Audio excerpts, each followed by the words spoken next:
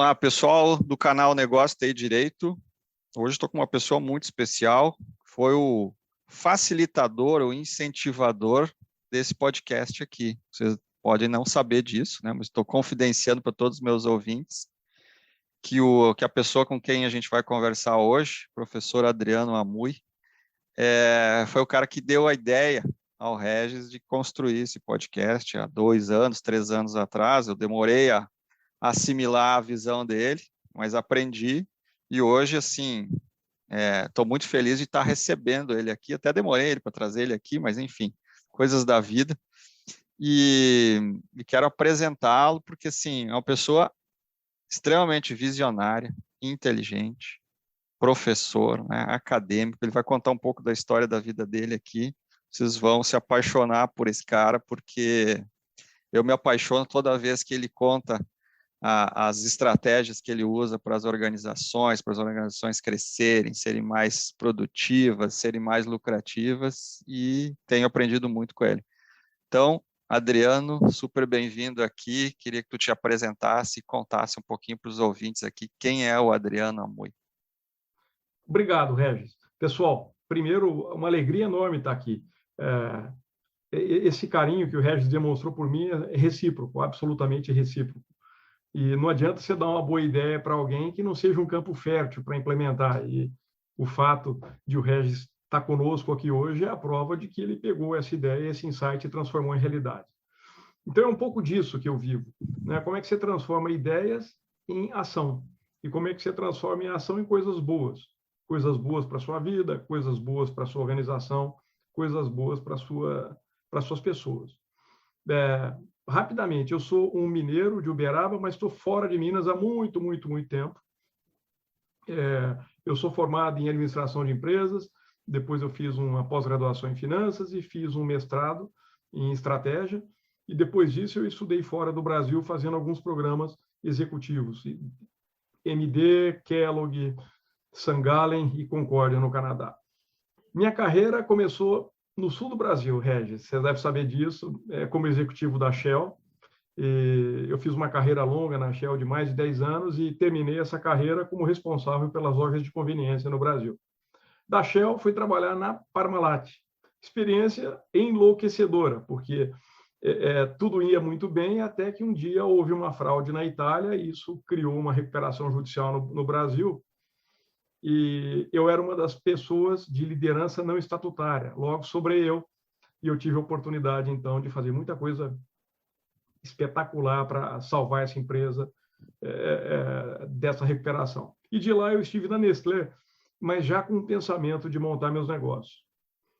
Do ponto de vista dos meus negócios, eu continuo tendo uma empresa de consultoria cujo foco é duplo: estratégia e ida a mercado, go-to-market. Uma empresa de educação que se chama Invent, que trabalha também com os mesmos campos do conhecimento.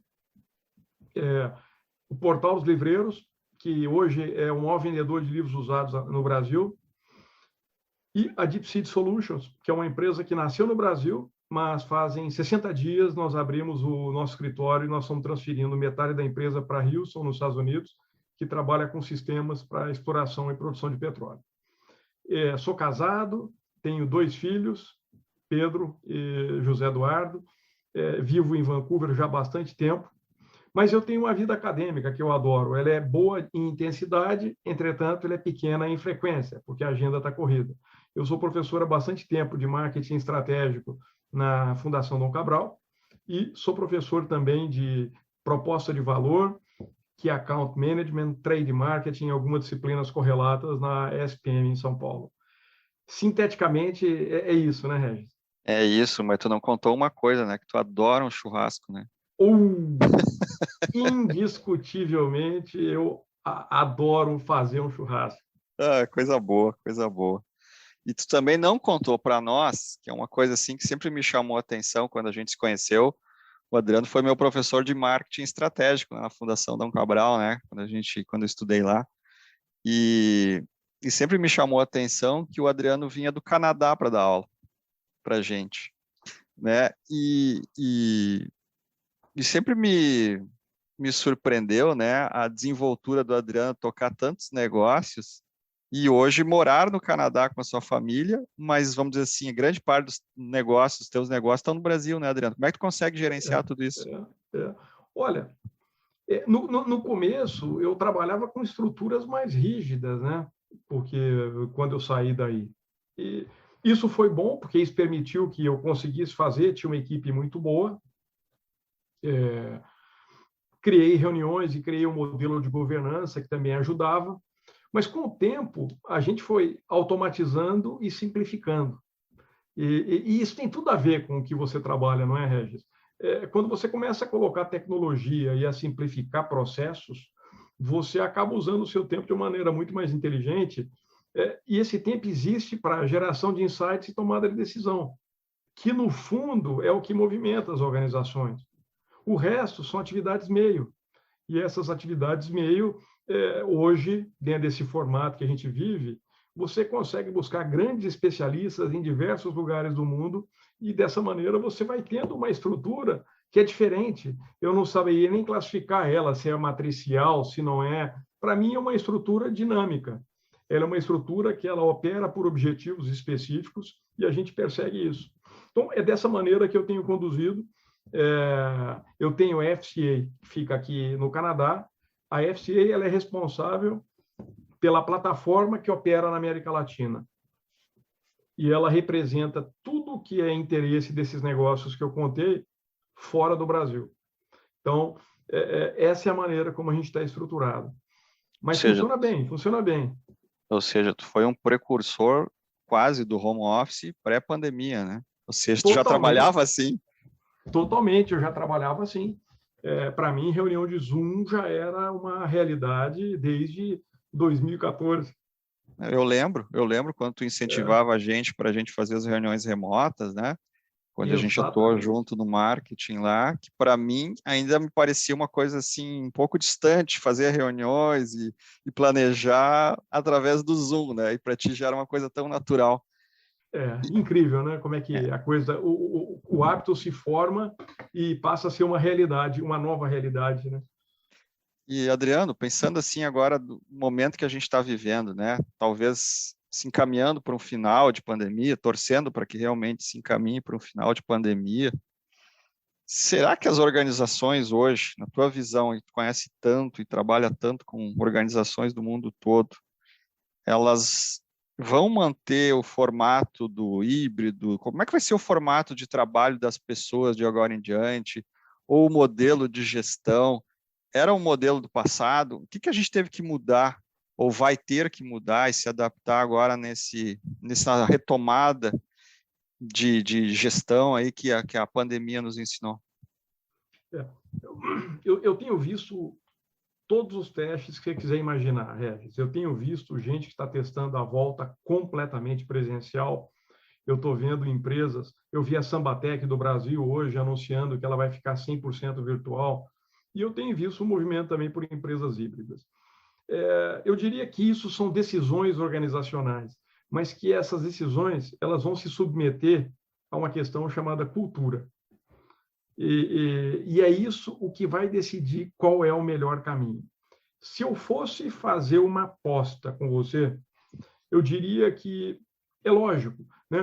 Nas atividades que exigem a presença, operação industrial, etc., é lógico que vai existir um trabalho que é pessoal. Entretanto, nas estruturas de suporte, definitivamente, eu acho que isso vai migrar para uma virtualidade. E vai migrar para uma virtualidade e vai funcionar, porque as organizações vão precisar se adaptar a isso. Hoje ainda se queixa, porque ainda se tem a pretensão de que eu consigo voltar com a minha empresa a operar como eu operava antes. Quando, na verdade, isso não vai ser possível. Porque a grande transformação pela qual as pessoas passaram, ela é maior do que a transformação das empresas. Então, você não está recebendo na sua empresa a mesma pessoa que saiu lá em março de 2020. Você está recebendo uma pessoa que viveu não sei quantos anos em 2. São muitas vidas em 2 anos.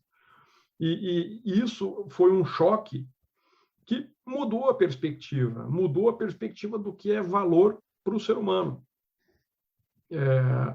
Hoje nós estamos vivendo, nesse exato minuto, uma determinada acomodação. Uma acomodação no sentido das pessoas tentarem se acomodar a alguns modelos, as empresas tentarem se acomodar também. Mas eu tenho uma tese, Regis, que aí ela vai ajudar a gente a pensar sobre isso. Já sempre se falou que o constante na nossa vida são as mudanças. Entretanto, nós éramos acostumados a ter uma crise, uma mudança, depois você passava um tempo com um pouco mais de estabilidade, depois vinha outra, mais estabilidade, depois vinha outra. A minha tese é que, com a velocidade da comunicação, com a velocidade dos negócios e com a tecnologia, tudo isso vai se empilhar simultaneamente. Deixa eu traduzir isso em outras palavras. Não acabou a pandemia da Covid. Você vê, nós estamos começando a respirar tranquilos, aí no Brasil e aqui no Canadá, mais ou menos no mesmo momento. Enquanto isso, Hong Kong, China, metade da Europa, tendo problema de novo. Mas se já não bastasse isso, no meio disso tudo, uma bruta disruptura geopolítica, que impacta em supply chain, que impacta em fornecimento de matéria-prima no mundo e que impacta nas relações entre os países.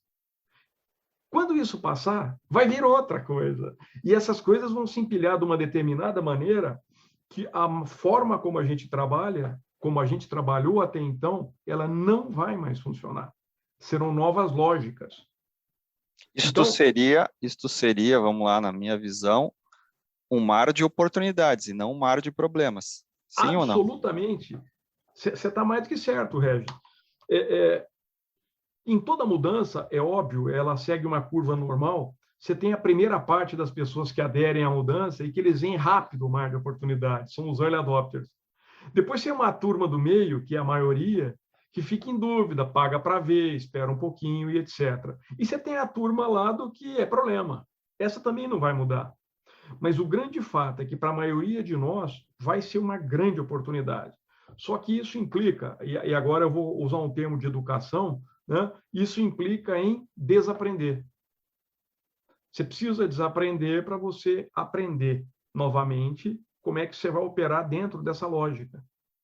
Porque não funciona fazer da mesma forma. Logo, o tipo de conhecimento que você vai precisar ter, a maneira como serão as relações, elas vão ser intensamente diferentes. E a gente precisa se adequar. Até padrões de linguagem. Veja, em 2 anos, os padrões de linguagem mudaram de uma maneira que hoje eu tenho que tomar muito cuidado. Esses dias alguém me mandou uma mensagem e falou o seguinte: pô, Adriano, não fala doravante, porque doravante é coisa de velho. Boa. Então, essa é a beleza da mudança. Você pode encarar isso como, nossa, eu estou envelhecendo, ou você pode encarar diferente. Então, assim, caramba, que espetáculo, vou poder aprender outro padrão de comunicação e depois outro. E eu acho que é aí que a gente tem que apostar. Isso aí seria inovar nos negócios, se a gente conseguir aprender ou ser rápido o bastante em perceber todas essas mudanças, impactos que estão tendo. Falou cadeia de suprimentos, né? Tu falou na mudança nas pessoas. Isso fatalmente vai acontecer na forma como as pessoas fazem negócios, né? É claro que o digital está aí, né? Tu trouxe a tecnologia, mas como é que vão ser os negócios daqui para frente? Tremenda pergunta. Eu vou começar pela palavra inovar, Regis. A palavra inovar ela foi usada com tanta frequência nos últimos anos que eu começo a achar que inovar é pouco diante do que será necessário. Realmente, no meu entendimento, a gente vai quebrar tudo e vão surgir novas coisas e novas bases. E isso vai ter que acontecer com mais frequência. Com bastante frequência. Você tem que destruir o seu próprio negócio antes que o mercado te destrua.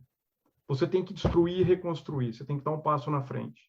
Então, se existe uma disciplina, uma palavra, que eu acho que vai ser a tônica daqui para frente, ela se chama planejamento estratégico.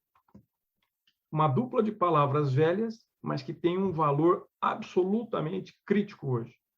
Porque o que eu vejo são as organizações operando como sempre operaram, trabalhando para buscar a maior eficiência dentro do seu status quo entretanto, perdendo a perspectiva de onde querem chegar, perdendo a perspectiva da sua própria obsolescência, perdendo a perspectiva de criar e de navegar em oceano azul, e todo mundo no meio de um oceano vermelho horroroso.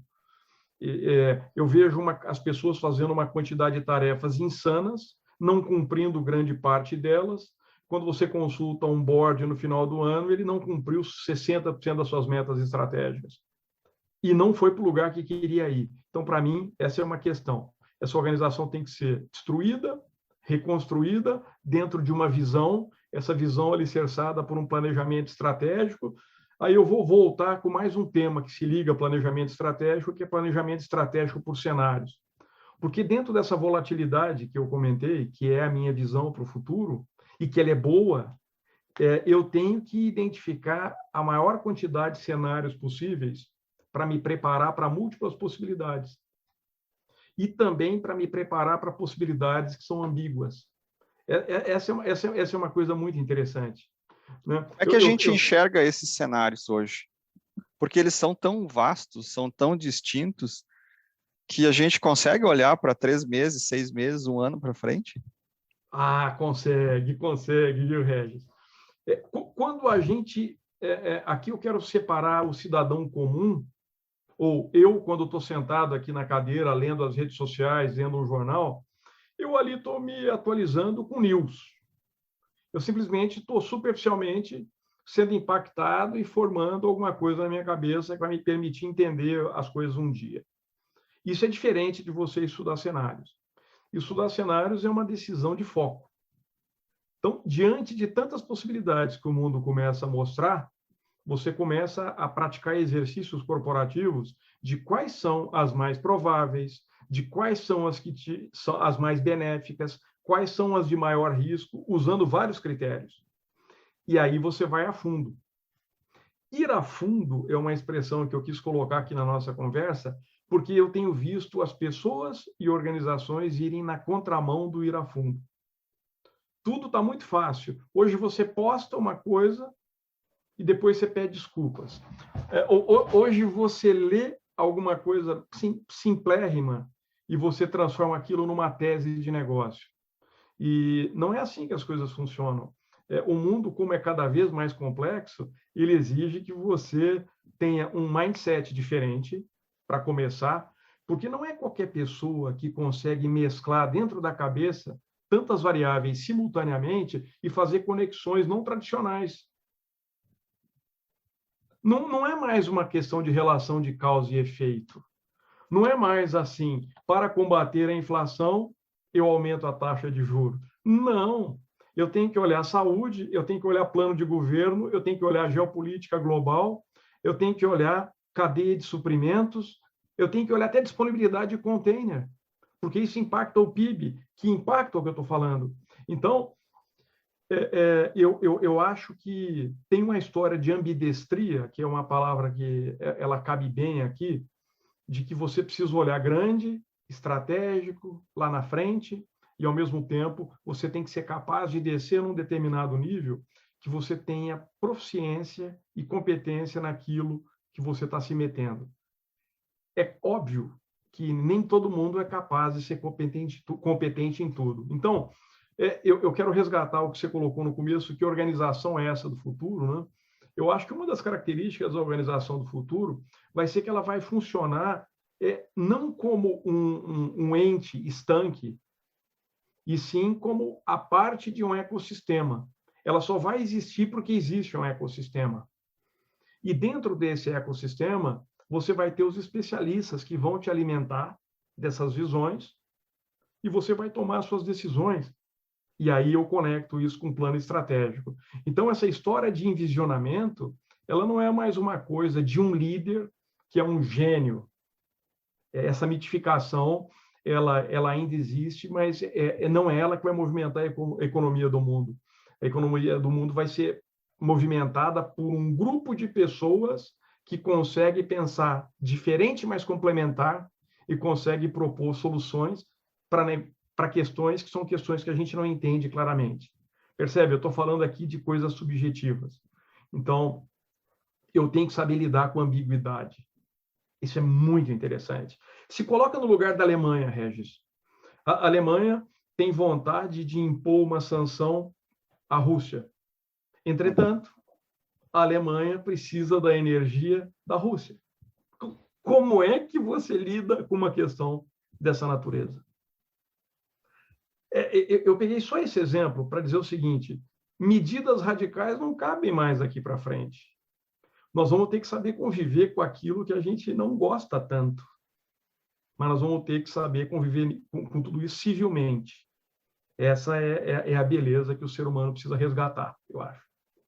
Eu queria que voltasse num ponto aqui, talvez pela minha não compreensão do tema, mas talvez tu consiga nos explicar melhor. O que são os consumidores ou os ambientes ambidestros que tu falou? Né? Tá bom, tá bom. Porque eu fiquei curioso assim, para te explorar um pouquinho mais nesse conhecimento, que é pouco tu está falando aqui da Alemanha, mas como traduzir isso para o dia a dia hoje, onde tu é uma coisa, mas tu também quer ser a outra? Perfeito. Eu queria ver se tu conseguia conectar no mundo das startups em algum momento aqui, porque eu tenho uma preocupação com esse mundo das startups, onde as pessoas querem ser muito, mas não fizeram sequer o planejamento estratégico. Eu queria que tu voltasse nesse ponto depois. Isso, indiscutível. Eu quero conectar, eu quero então trazer para a conversa duas palavras. São duas palavras que elas andam próximas, né? Uma é ambidestria, a outra é ambiguidade. Vamos primeiro na da ambidestria. Ambidestria, é lógico que todo mundo está escutando deve imaginar isso, mas ambidestria é aquela história de escrever com a mão direita, a mão esquerda, chutar com o pé direito, chutar com o pé esquerdo. Então, de certa maneira, as organizações e as pessoas precisam ter essa capacidade de operar em 2 níveis ou mais. Isso significa que, por exemplo, eu tenho que ter a capacidade aqui de estudar profundamente o tema planejamento estratégico, que é um tema que me interessa, mas, ao mesmo tempo, eu tenho que conseguir traduzir isso operacionalmente usando um aplicativo na internet para montar um plano de negócio. Não adianta eu ter a tese e eu não fazê-lo. Isso, numa organização, também é algo interessante. O executivo precisa saber envisionar, mas, ao mesmo tempo, ele tem que ter uma noção muito clara de como é que ele operacionaliza isso. Eu quero inverter a ordem agora, eu quero ir para um executivo mais simples. Por exemplo, imagina um vendedor. O vendedor que vive no mundo operacional, nessa organização do futuro, ele precisa pensar maior, ele precisa entender a estratégia da organização. Porque a história não é vender muito, e sim a história é vender muito, com qualidade e com rentabilidade para o cliente certo. Eu estou colocando várias variáveis aqui. Aquele vendedor tradicional, que é o carregador de piano, ele não consegue fazer essa ambidestria. Ele simplesmente abaixa a cabeça e faz volume. Isso não é mais bem-vindo. Então, isso é um pouco da história da ambidestria. Eu já vou conectar lá com a startup. A ambiguidade, ela de alguma maneira é conectada, mas a ambiguidade fala o seguinte: muitas vezes eu vou conviver com coisas que são díspares, com coisas que são inversamente proporcionais. Eu vou conviver com uma coisa que eu acredito e com uma coisa que eu não acredito. Então, aqui eu vou dar um exemplo que é um exemplo muito interessante. Eu acompanhei durante essa pandemia um determinado radicalismo no mundo inteiro, atos xenofóbicos, um monte de coisa ruim acontecendo com relação à China. Mas eu, a todo tempo, eu só refletia. Para cada pessoa que agride a China, essa pessoa continua sendo consumidora do produto chinês. Essa pessoa continua fazendo negócios com a China. Isso é ambiguidade. Como é que eu consigo conviver com essas duas coisas? Logo, qual é o limite até onde eu tenho que me expor? Qual é o limite aonde eu tenho que ter mais tato sobre como eu me manifesto, porque eu estou lidando com uma questão que é complexa? Então, isso é um pouquinho do que eu vejo. Agora, quando eu trago isso para o mundo das startups, o que eu gosto das startups de sucesso, Regis, é que elas já nascem dentro desse ecossistema. E essa é uma diferença fundamental. Você pega uma empresa que nasceu 30 anos atrás, ou 15 anos atrás, ou 50 anos atrás, ela está passando por sucessivas transformações. Agora, uma startup não. Uma startup nasceu no meio dessa confusão que nós estamos. Portanto, ela já tem um mindset adequado a isso, ela já tem uma estrutura organizacional flexível e dinâmica suficiente para operar isso, ela já tem seu ecossistema e como é que ela vai se relacionar, ela tem todos esses aspectos. Entretanto, agora eu vou colocar o lance da ambidestria aqui na conversa. Ele precisa lidar com duas dimensões, né? Uma dimensão é o valuation da companhia, porque no final da história, quem investe numa startup ou monta uma startup está apostando que essa companhia vai ter um aumento do seu valor e, através do aumento, ele vai ficar rico. É simples, essa é a dinâmica da startup. Sim, essa é a ambição, essa é a ambição de toda startup. Exatamente. Agora, por outro lado, agora eu vou ser ambidestro, eu tenho que descer no nível da operação. Por quanto tempo um storytelling sustenta o valuation de uma companhia? Quando que essa companhia começa a entregar resultado operacional? Quando que essa companhia começa a entregar sinais de resultado líquido, de lucro? Né? Então, aí eu vejo a turma com uma dificuldade tremenda. Eu vejo pitch de startup em tudo quanto é lugar que você imaginar, aí no Brasil, aqui no Canadá, nos Estados Unidos, e os indicadores que costumam aparecer são muito parecidos. Número de usuários ativos, qual é a taxa de churn, ou seja, o quanto eu perco de usuários, índices que me levam a perceber que essa companhia tem tração, e etc. Mas quando ele entra nos hard KPIs, que são, ok, quanto vendeu, quanto custou e quanto sobrou, aí essas conversas são evitadas. E você tem taxa de juros baixa, faz algum sentido você investir pulverizadamente em promessas. Porque você pulveriza, de cada 10, uma ou duas vão dar certo, e o custo do dinheiro é baixo, porque você não pode remunerá-lo de outra maneira, então a conta meio que fecha. Agora, eu quero colocar outra realidade. O Brasil teve mais um aumento de taxa de juros agora. Estados Unidos, mais um. O Canadá teve mais um. O mundo inteiro está aumentando a taxa de juros. Na medida que a taxa de juros aumenta, ela começa a competir contra a startup. Por que eu vou tomar risco se eu posso deixar o dinheiro parado no banco e dormir tranquilo? Aí entra o exercício da ambidestria. A startup que conseguir conciliar uma história vencedora de futuro com uma gestão operacional de curto prazo, que entregue o resultado adequado ao momento dela. Eu não posso esperar que uma startup no primeiro ano me entregue lucro, isso é irreal, mas que ela tenha um número concreto para mostrar e que ela tenha um plano de quando ela terá esse resultado. Essas são as startups que vão valer daqui para frente. Desculpa que eu te interrompi aquela hora, Regis. Não, na verdade eu ia só te tentar juntar com a história do planejamento estratégico, porque quando eu vejo os pitches também de startup, eu não sei se aquele pitch está ancorado em cima de um bom planejamento estratégico ou ele está em cima de um sonho, de um desejo, né? E que um bom pitch consegue convencer outras pessoas. Mas o quanto o planejamento estratégico te dá força e o reforço nesta visão de futuro para essas organizações? Adorei sua pergunta, Regis.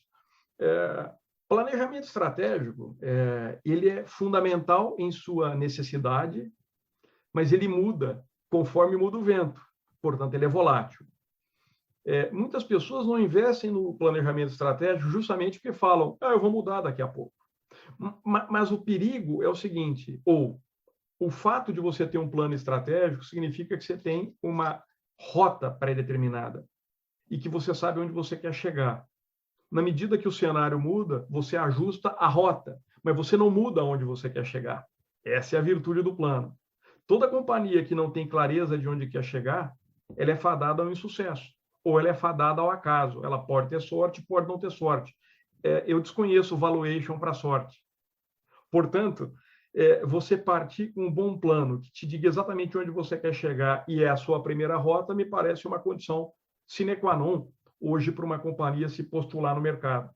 E esse plano, só para dar um passo além, ele precisa estar conectado intimamente com o plano financeiro. Não faz sentido o plano estratégico sem a conexão ao plano financeiro, porque no final do dia eu preciso traduzir essa minha visão, esse meu envisionamento, assim onde eu quero chegar e essa rota a uma trajetória de indicadores de performance. Porque se eu não tiver essa trajetória de indicadores de performance, eu não tenho os marcadores da minha jornada. E aí eu não tenho como provar para o mercado que a minha tese é verdadeira. Porque essas teses, tudo ou nada. Hoje eu não estou valendo nada, mas eu vou ser um unicórnio. Isso é muito risco. Eu vou ser unicórnio em quanto tempo? Em 5 anos, mas e no meio do caminho eu sou o quê? Agora, organizações que fazem o plano e que, por terem o plano, se dão ao trabalho de mudar o plano sistematicamente e, consequentemente, vão ajustando seus indicadores, são organizações que têm governança. Uma startup que nasce com governança, ela tem uma predisposição ao sucesso muito maior do que uma startup que nasce com uma bela ideia, entretanto, de maneira desestruturada. Tá, então vamos lá. Eu adoro esse papo, porque agora eu quero chegar no ponto de vendas. Aqui tu tocou ele, né? Tu foi para esse assunto, nós voltamos para o planejamento. Como é que as empresas hoje, nesse mundo tão diferente, ou com pessoas tendo tantas visões diferentes e situações de vida diferentes, a empresa, dentro do seu planejamento, descobre para quem ela quer vender? Quem são os seus clientes? Como é que ela determina o seu público-alvo? Quais são as estratégias que a empresa do futuro vai ter que usar ou vai ter que se habilitar para encontrar o seu cliente? Dentro desse mundo diferente aí, mundo do futuro, como é que tu enxerga isso? Que um processo de vendas vai acontecer misturado com marketing, tu é expert nisso, né? A organização clássica, Regis, a que nós vivenciamos muito de perto, elas nasceram com uma ideia e depois você plugou o cliente na ideia. Então, essa é uma forma.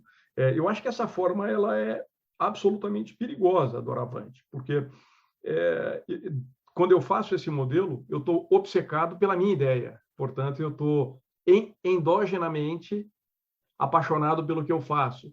E isso, inclusive, atrapalha a minha visão, me tira a visibilidade do que eu estou fazendo, porque eu começo a sempre entender que o mercado está aí para me servir.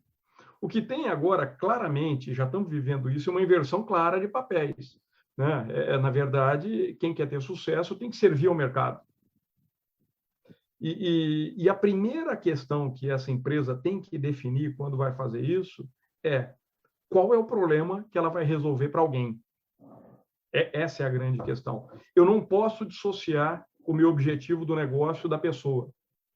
Portanto, eu sempre tenho que resolver alguma coisa para alguém e isso me leva a saber para quem eu não resolvo. E você, quando testa essa hipótese no mercado, você vai conseguir delimitar o tamanho que esse mercado tem para você e qual é o seu potencial de market share dentro desse mercado. E, por consequência, isso vai te ajudar a entender se esse tamanho é o tamanho da sua ambição ou não. Mas tudo tem que começar por: existe alguém com um problema. Quem é esse alguém? Como eu resolvo o problema dele? E aí você vai montando essa história. Para ilustrar isso de uma outra maneira, Regis, isso é muito interessante, tá? A organização clássica, quando o profissional de vendas vai vender, ele finge que escuta, porque ele aprendeu isso num treinamento de neurociência para criar rapport, mas ele não está escutando. Todas as dicas que estão vindo entram por um ouvido e saem pelo outro, porque ele já decorou o pitch que ele quer fazer. Ele já tem a oferta que ele tem que vender e ele já tem o objetivo daquela visita. Então, existe um dessincronismo absurdo, porque imagina que eu estou querendo vender uma coisa para o Regis, mas eu não quero escutar o Regis. Eu vim aqui foi para falar para você. Eu deixo você falar no começo por cortesia. E você me dá todas as dicas de como eu posso te atender, entretanto, eu venho e te empurro alguma coisa. A eficiência dessa venda é ridiculamente baixa. E o pior, quando eu faço isso, eu estou criando mercado para o competidor. Porque a pessoa que vier falar com o Regis e escutar o Regis e modelar a oferta para ele, vai levar, porque eu criei o mercado. Eu estava esses dias conversando com uma pessoa do agro, último exemplo, é um exemplo muito legal. E essa pessoa, ela vende defensivo agrícola, agroquímico, ok? Eu perguntei para a pessoa de vendas: uma pessoa de vendas. Você já sonhou com a sua empresa? Já, puta, eu amo a minha empresa, eu trabalho 24/7 e tal. Legal. Você já sonhou com seus produtos? Pô, todo dia. Beleza. Quando você chega na frente do seu cliente, você acha que ele já sonhou com você, com a sua empresa ou com o seu produto? Claro que não. Ele está pensando na propriedade, no dinheiro, na sucessão, na família, na viagem de férias, no caramba. Eu sou 1% do problema dele. Só que ele é 100% do seu problema. Então, você está entrando numa dessintonia de partida. Você chega com energia 100, ele vem com 1, você não quer escutar ele, você vai tentar empurrar. Isso é o que tem que mudar agora nos modelos de venda, Regis. Eu tenho que ser preciso, míssel teleguiado, cirúrgico. Eu posso ter uma lista de 25 argumentos para discutir com você. Eu vou te escutar e eu vou dar um tiro com 2 argumentos. E eu só vou completar se isso for necessário. Porque a história é conectar eu resolver o seu problema e não eu te empurrar alguma coisa. Sabe o que eu lembrei agora, te ouvindo? Da aula que tu distinguiu para nós sobre o foco no cliente ou o foco do cliente. É ou não é? É exatamente isso. Exatamente isso. Né? Todo mundo tem foco no cliente, né? Todo cliente mundo. Em primeiro lugar, vou fazer tudo pelo cliente. A questão é que a gente pergunta e não escuta. E eu diria que essa organização do futuro, ela tem todos os seus touch points mapeados, todos os pontos de contato com clientes muito bem mapeados, e você tem métricas para isso. E você vai usar de metodologias como, por exemplo, NPS, que a gente já trabalhou junto, Sim. ou algumas outras, que vão te dizer, para cada ponto de contato, como é que eu fui. Porque, no fundo, não faz sentido, Regis, fazer aquelas pesquisas de mercado clássicas em que eu faço a pesquisa de qualidade no fim do ano para avaliar como é que foi minha performance no ano. Isso é simplesmente ridículo. Porque, na verdade, eu transacionei o ano inteiro. Nós temos negócios o ano inteiro, não importa o que você está vendendo. Eu preciso entender na hora. É na hora. Naquele ponto de contato, porque aí eu tenho possibilidade de reagir. Então, é uma inversão. Eu tenho que servir. Eu acho que essa é uma palavra boa. Tá. E organizações são feitas de pessoas, né? Sim. E a pergunta que fica é: como que as organizações do futuro vão manter essas pessoas engajadas, apaixonadas por aquele desafio que tu criou lá no planejamento estratégico, quando tu desenhou uma missão, quando tu criou a visão do negócio, né? Como é que tu mantém todo mundo unido, coeso, dentro desse novo mundo que depende tanto dessas pessoas agora? Eu aqui queria usar uma expressão que eu gosto. As empresas vão ser um pouco de sistemas operacionais. Elas precisam ser assim, porque eu não consigo ter garantia alguma de retenção. Porque cada vez mais as pessoas vão ter interesses e propósitos distintos. E existe um limite de capacidade para uma empresa conseguir conciliar todos os interesses e todos os propósitos para criar aquele super ambiente. Então, eu tenho uma frase que ela ecoa na minha cabeça, uma frase simples e boba, que ela fala o seguinte: as relações de trabalho serão boas enquanto durem. A não ser que eu esteja tratando de um grupo absolutamente estratégico de profissionais que foram mapeados e que esse é o grupo que eu tenho que reter, porque aqui eu tenho vantagem competitiva. Então, vamos separar o joio do trigo. Para esse grupo, nós vamos ter que usar mecanismos sofisticados e mecanismos até mesmo individualizados de retenção. Eu tenho que ter uma fórmula para reter o Regis. Ponto. Agora, a grande massa da organização, eu, como corporação, eu vou ser o mais flexível possível para tentar permitir esse ambiente diverso que hoje se exige. Eu também vou procurar deixar muito claro qual é meu propósito como companhia e o que eu estou construindo. E eu tenho que aprender a aceitar que sempre que uma pessoa deixar a organização, é porque existe uma quebra de pacto. Eu só preciso descobrir se não fui eu, como organização, que quebrei o pacto. Porque se essa pessoa descobriu que aquele propósito explícito, ou aquele estilo, ou aquela verdade que a gente estava trabalhando não vale mais para ele, não tem problema nenhum. Isso faz parte do jogo. O sistema operacional tem que continuar rodando e eu vou ter que buscar uma outra pessoa. Essa pessoa vai ser feliz em outro lugar. Então, indicadores clássicos, como taxa de turnover, eles vão ser completamente revisados.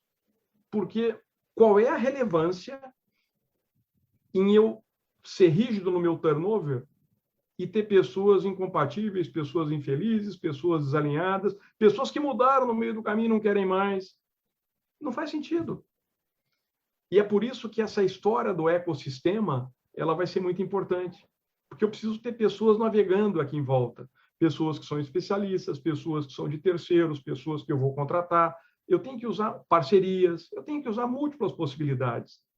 A combinação dessas múltiplas possibilidades, eu acho que é o que vai fazer a força de trabalho de uma organização viver nesses novos tempos. O que você acha, Regis? Essa é boa para eu te perguntar. Não, é que o desenho que tu deste me parece assim, o CEO do futuro ele tem que ser um grande maestro, né?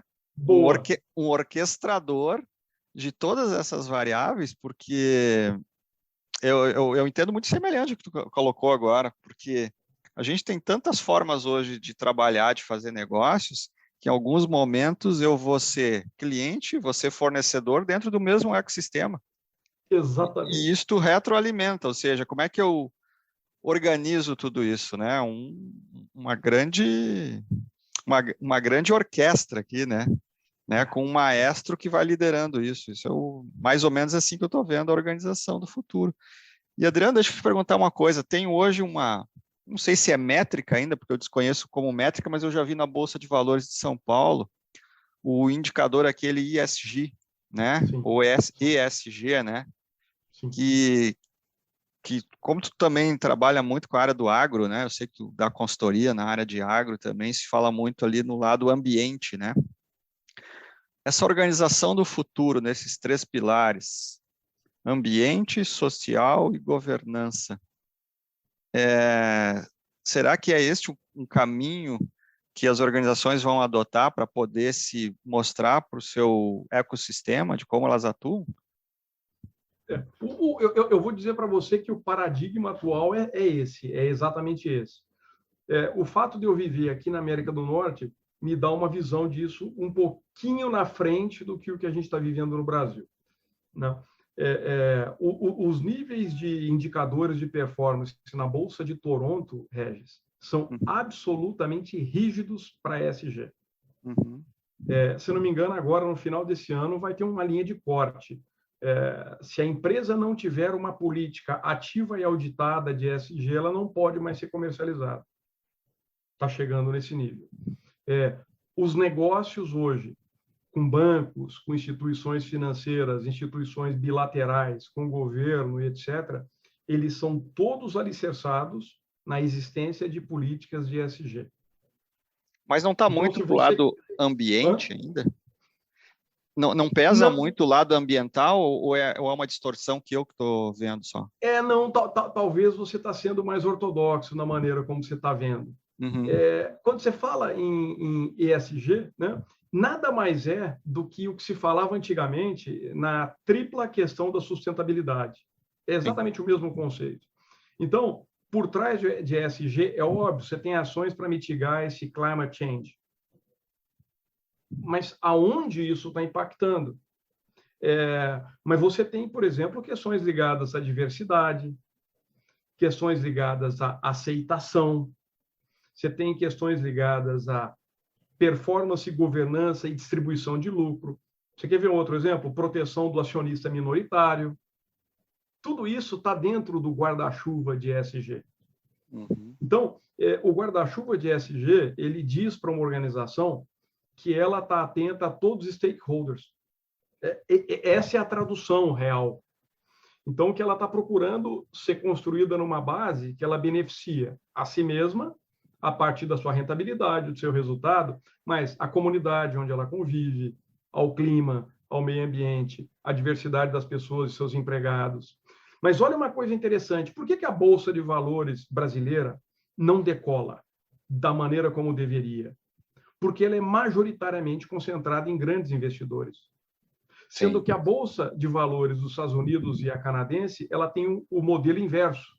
Ela é majoritariamente feita de investidores minoritários. Eu e você e nossos amigos que estamos comprando ações, pouquinhas ações. Uhum. Mas por que eles conseguem isso hoje? Porque eles já erraram no passado. Mas hoje existem políticas de ESG que protegem violentamente o pequeno investidor. Porque no dia que o pequeno investidor começar a perder, ele sai radicalmente da Bolsa. E quando ele sai radicalmente da Bolsa, você muda a composição societária dos negócios. Percebe isso? Sim, Tudo sim. isso, Regis, é o que a gente chama de ESG. E eu vou botar mais uma variável nesta tríade de acrônimos aí do ESG, que é o meu chão. Segurança, proteção de dados, segurança da informação, cybercrime.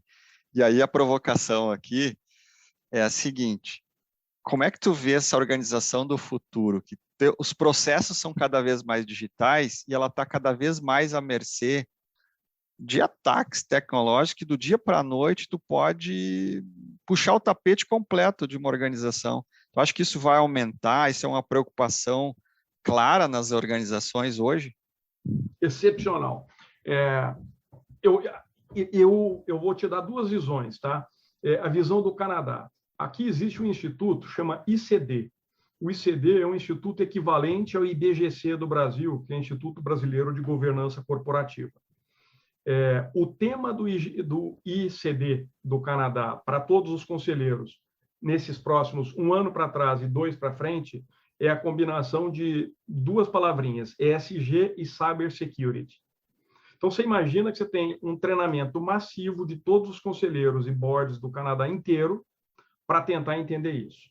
Então, a frase que se usa aqui, Regis, não é como eu faço para não acontecer um crime, e sim quando irá acontecer e como eu mitigo. Então, essa é a visão do Canadá, talvez uma visão mais conservadora.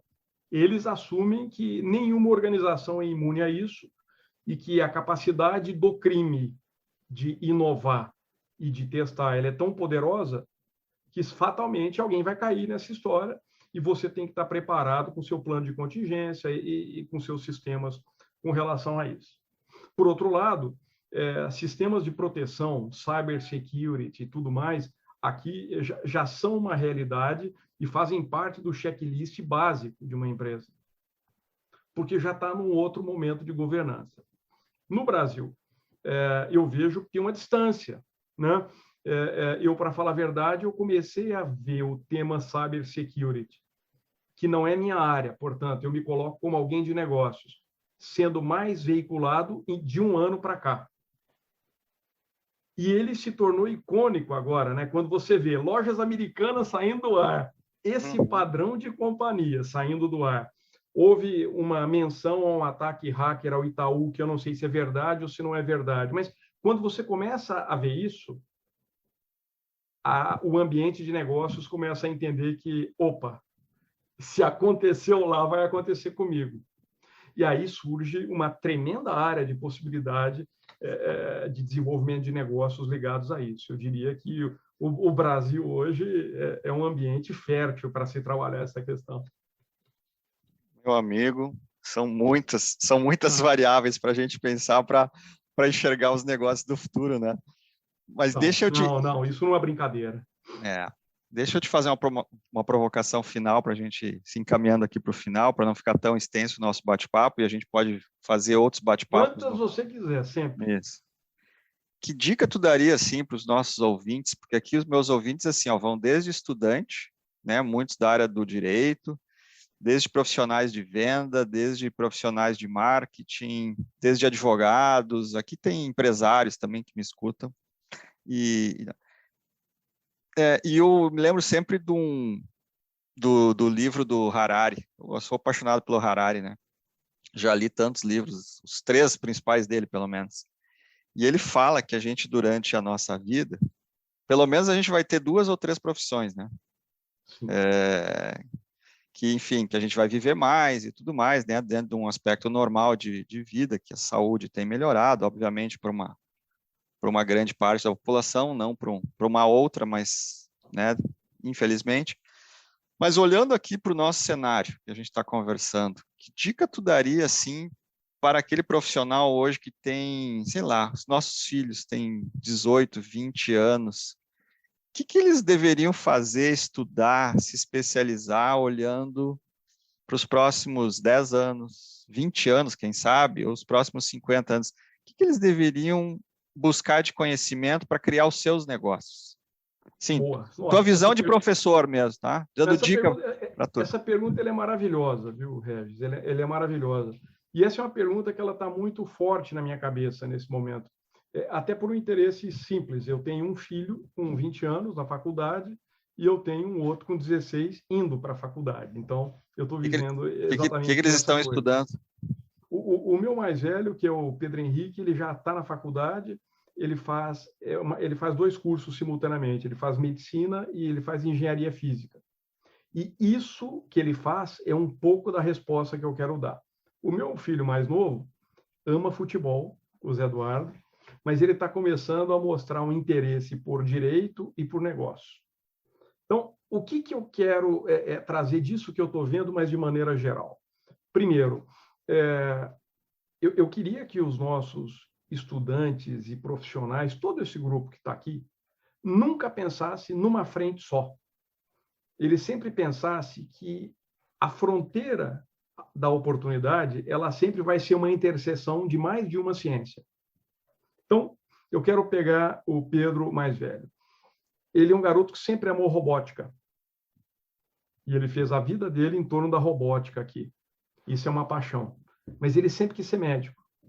Quando ele cruza a ciência, a engenharia física com a medicina, ele está conseguindo enxergar que ele pode criar soluções robóticas, eletroeletrônicas, para a solução de pessoas dentro do mundo da saúde.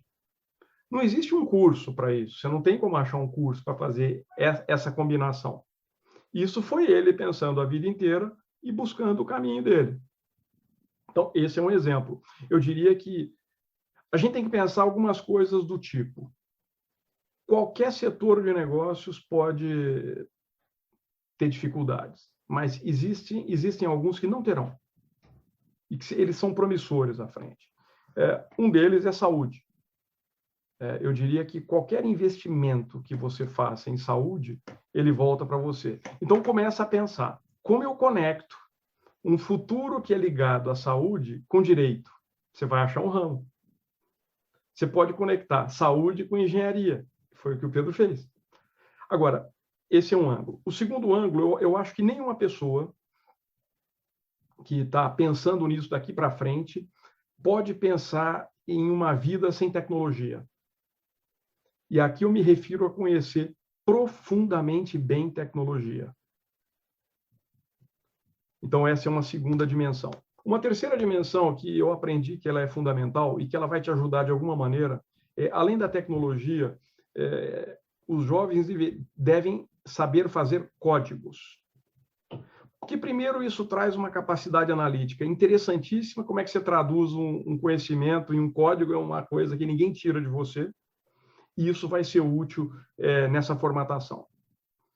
Uma outra coisa que eu acho que as pessoas têm que pensar é o seguinte: o mundo, da maneira como ele está configurado, geopolítica e economicamente, ele é inviável.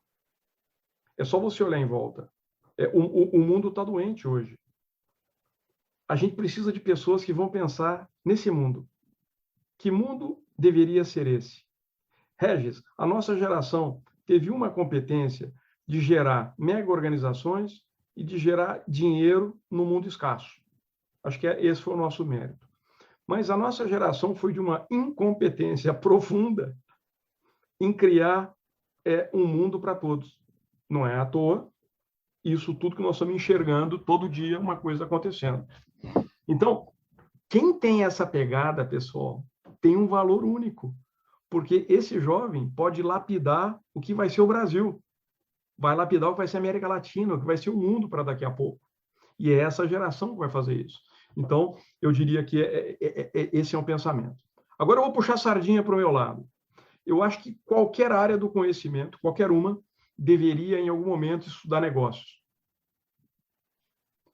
Porque você ter noções de negócios te ajuda a traduzir o seu conhecimento em oportunidades.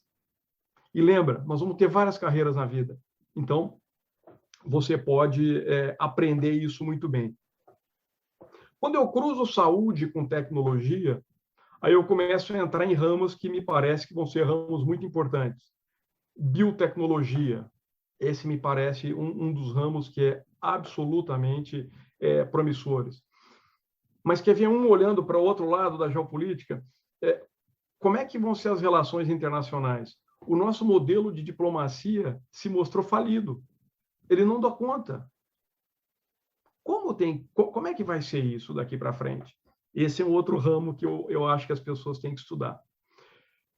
Por fim, eu acho que todo mundo deveria estudar um pouquinho sobre a história do mundo. Começa pelos livros do Harari, que são livros gostosos de ler, e eles vão te fazer enxergar as coisas, e depois vai aprofundando, porque eu aprendi uma coisa: quando você entende o que te trouxe até aqui, fica mais fácil para você projetar o que você quer daqui para frente. E fica mais fácil você modelar a sua vida para o que você quer, e você conseguir construir para a comunidade e para o mundo. Hoje a gente olha, Regis, aqui eu vou ser politicamente incorreto, tá? Nós estamos vivendo uma profusão de pessoas que são especialistas em vacina, imunologia, guerra, geopolítica. Todo mundo é especialista em tudo, quando, na verdade, as pessoas só repetem 140 caracteres do Twitter. Porque se você perguntar um nível a mais, as pessoas não sabem. Então, eu acho que tem espaço para entender isso, para entender história, para entender essa geopolítica e esse negócio todo. Que show. Então, esses são meus 50 centos aí de contribuição. Não, são bem mais do que 50 centos, pode ter certeza. Quem escutar aqui vai refletir bastante, né? Eu mesmo, quando escuto depois os meus bate-papos aqui, eu reflito bastante, porque a gente, mesmo em 40, 50 minutos aqui, a gente vai profundo em algumas situações que, obviamente, caberia explorar, né? Mas eu sei que as pessoas não têm o tempo, às vezes, para querer explorar. Mas as pessoas gostariam, provavelmente, de ter uma aula contigo. Poderiam querer fazer um curso contigo. E daí eu te pergunto, qual é o jeito mais fácil de encontrar o Adriano hoje? É a rede social? Onde é que é? Eu estou em todas as redes sociais, fácil de encontrar. Adriano Amuí, super fácil. E nas redes sociais vocês vão encontrar meu telefone. Eu retorno qualquer mensagem que eu receber. É impossível não retornar. Então, super fácil. É verdade, eu sou prova viva disso. Sempre que eu preciso de uma ajuda, de uma orientação, eu mando um WhatsApp para o Adriano, uma mensagem, ele, em algum momento, ele vai me responder. Então, assim, te admiro por esta gentileza com as pessoas que te cercam e a forma como tu trata as pessoas, né? Por toda a tua história, todo o teu conhecimento que tu tem, e dividir isso conosco é maravilhoso, e poder te entrevistar aqui é maravilhoso. Então, te agradeço de estar junto contigo aqui, e quem sabe vamos fazer negócios juntos, né? Como tu diz, né? Vamos aprender a fazer negócios, né? É isso aí. Então, fiquem à vontade aí para contatar o Adriano. O Adriano dá aula em várias universidades, né? Mesmo com pouco tempo que ele tem, ele dá aula, então tem cursos fantásticos. Como é que é o curso aquele que tu dá lá na SPM, lá, que é há anos que é top, o curso lá? Esse é sobre venda, sobre Key Account Management. Esse é um curso muito bom. Eu tenho discutido muito sobre como fazer design de proposta de valor para você construir a sua empresa, o seu modelo de negócios, e muito dessa visão de marketing. Mas hoje, a minha paixão, nesse exato minuto, que é a área que eu mais estou dedicando o tempo, é ligada a planejar. Porque eu acho que quando eu fiz um balanço, Regis, entre como a gente entrou na pandemia e como a gente saiu, o ser humano evoluiu bastante, eu acho, e as empresas não evoluíram tanto quanto deveriam. Também acho. muitas coisas que a gente descobriu lá atrás que iriam acontecer agora estão acontecendo e as empresas não estão preparadas. Isso é um sintoma clássico de que você não tem um mecanismo de planejamento e visão de cenários colocado em prática. Então, eu voltei a mergulhar dentro disso. Tem ajudado Mas, Regis, empresas hoje? agora fugiu o protocolo. Eu posso fazer uma frase final? Claro, à vontade. Porque eu quero aqui, para todo mundo, dizer o quanto eu também admiro o Regis. Porque o Regis tem uma história espetacular, uma história de empreendedorismo, mas uma história como executivo e uma história como ser humano, que faz dele uma pessoa única. Eu nunca vi o Regis destruindo valor. Eu sempre vi o Regis agregando, contribuindo, agregando pessoas, facilitando processos, simplificando as coisas e gerando uma quantidade de resultado que, às vezes, é muito maior do que ele é capaz de pensar. O Regis também, para mim, ele é uma pessoa marcante pela capacidade que ele tem de pegar insights e traduzir isso em alguma coisa útil para a sociedade. E eu acho que hoje faltam pessoas que pensam na sociedade. É só vocês verem, por exemplo, esse próprio podcast que a gente está participando aqui. Quanto tempo isso não toma do Regis para ele organizar, convidar as pessoas, se estruturar, fazer o dever de casa, editar, colocar no ar e etc. E eu acho que isso é uma maneira linda que ele faz de devolver para a sociedade um pouco das possibilidades que ele tem. Mas eu vou dizer que um dos grandes atributos que o Regis tem também, e que ele me cativou numa última viagem a Porto Alegre, ou penúltima, é a capacidade de receber muito bem com um churrasco maravilhoso, junto com a família dele. Então, eu não posso deixar de registrar isso, Regis, que eu estou te devendo um churrasco, talvez aqui em Vancouver agora. Vamos fazer esse churrasco em Vancouver ainda, se Deus quiser, tá?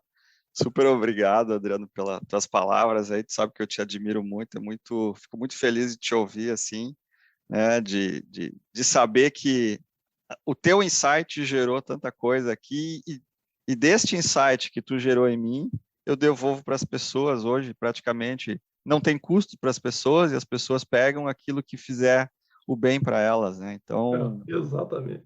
Isso é maravilhoso e é um jeito da gente contribuir, de estar sempre conectado com pessoas novas e criar novas amizades. Eu adoro fazer isso, sabe que eu adoro fazer isso. Então, obrigado por estar aqui me incentivando com essa entrevista maravilhosa aqui e vamos para as próximas, né? Os próximos desafios juntos que a gente puder fazer, né? Obrigado. Então, super obrigado, gente. Esta foi uma super conversa com o Adriano Amui, né, no nosso canal Podcasts Negócios, TI e Direito. Tchau, tchau.